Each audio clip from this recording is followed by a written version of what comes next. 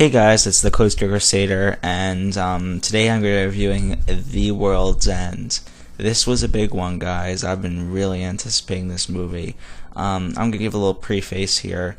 The reason why I was anticipating this movie so much is because the cap to the Cornetto trilogy, which consists, if you don't know already, Shaun of the Dead, Hot Fuzz, and now The World's End. They are very, very, very, very, very loosely connected. When I say loosely connected, they don't even share the same characters. So,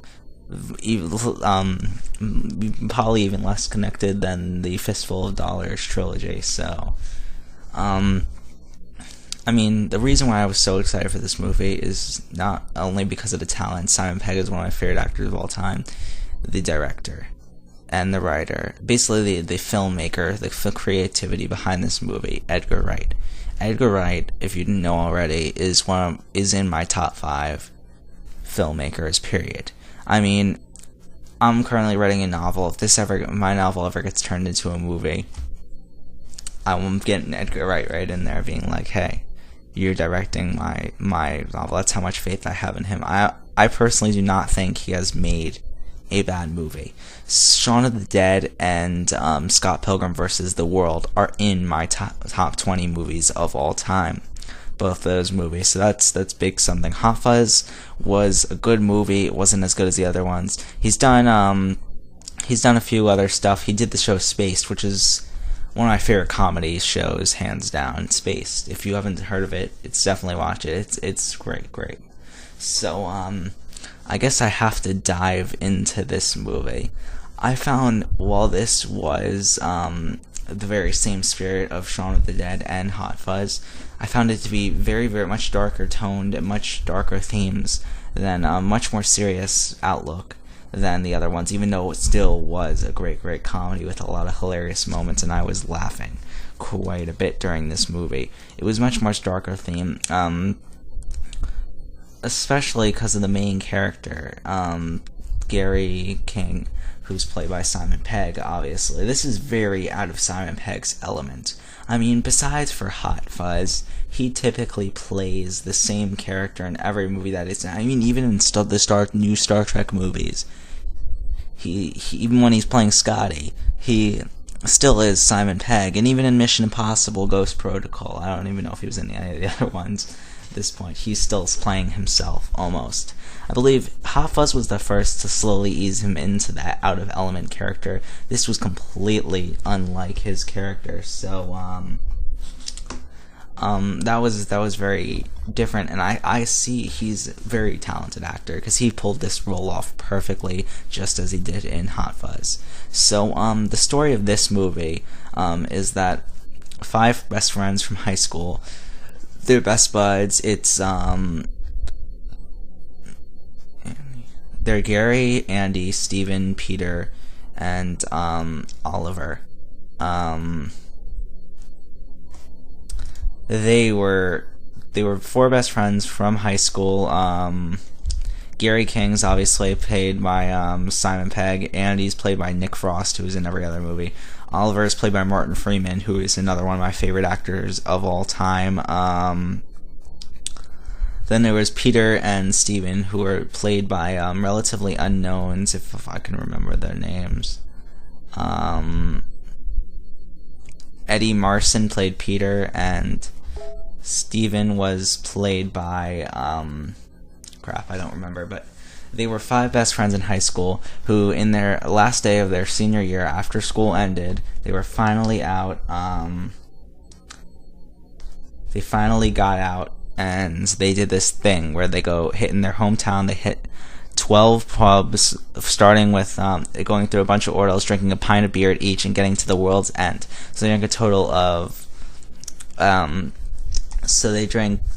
of 12 pints each, and they're trying to get to the. This is a very butchered story, by the way. I'm terrible at telling this story. Now, about 30 years later, everybody's grown up. They're their own people. They've gone on for some dark life stories, and then Simon Pegg is still himself. He hasn't really grown up, and it's a really dark theme. He doesn't let go to the past, and So yeah, that's very, very dark theme. And so he's eventually able, so that he decides we're going to do this again.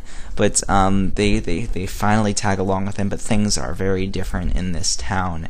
And you finally realize, that, this is not a spoiler because it's in the trailer, the people in the town have been replaced by alien robot clones of these people. So it turns out from a dumb comedy about drinking alcohol to a science fiction thriller, if you could say that. So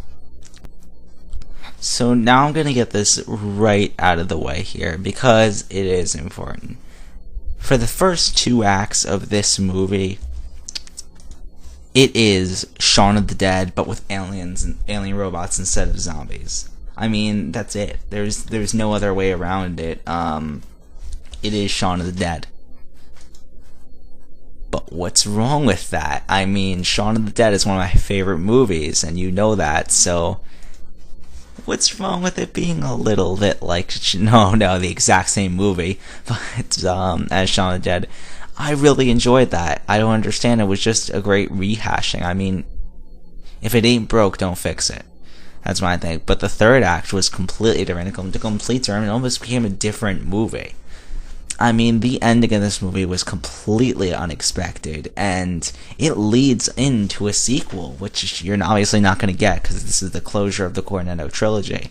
But it ties in. There's definitely going to be a graphic novel spin-off. The way it was set up at the end, no spoilers.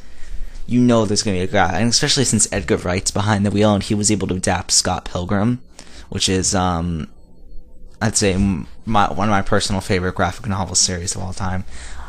He could definitely spin off into the realm of creating his own graphic novel. And with Simon Pegg on the helm, who is an excellent artist as well as actor, you definitely got something going here. Make that graphic novel, because it needs to be done.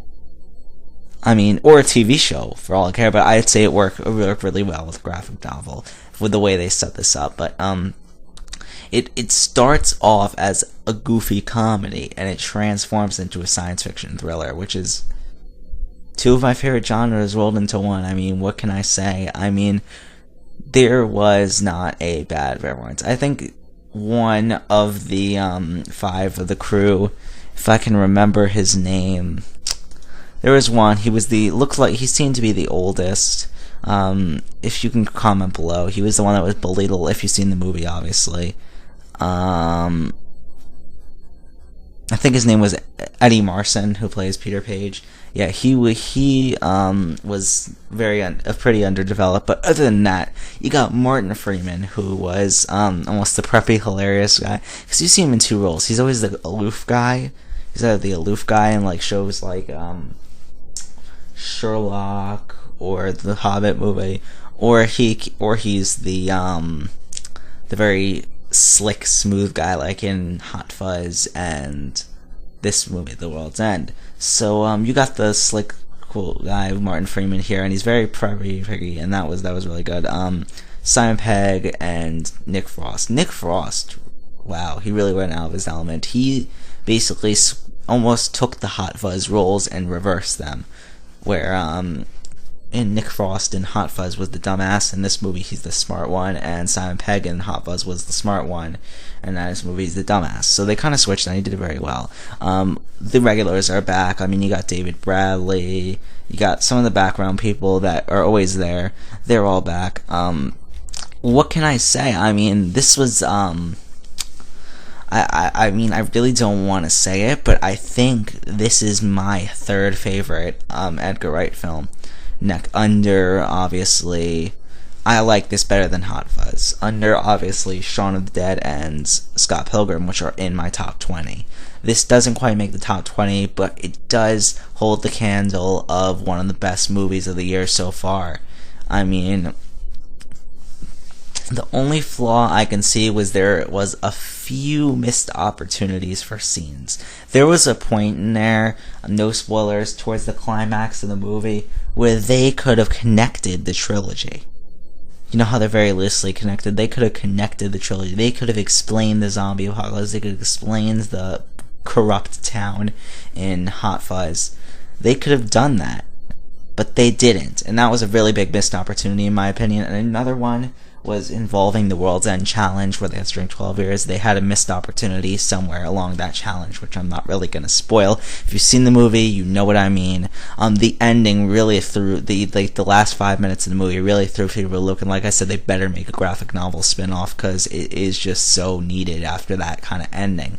So other than that, wow, this movie was great. Not perfect, so you know what I'm going to give the rating in, but great. Definitely better than Hot Fuzz. I'd say just a little bit under Shaun of the Dead and Scott Pilgrim.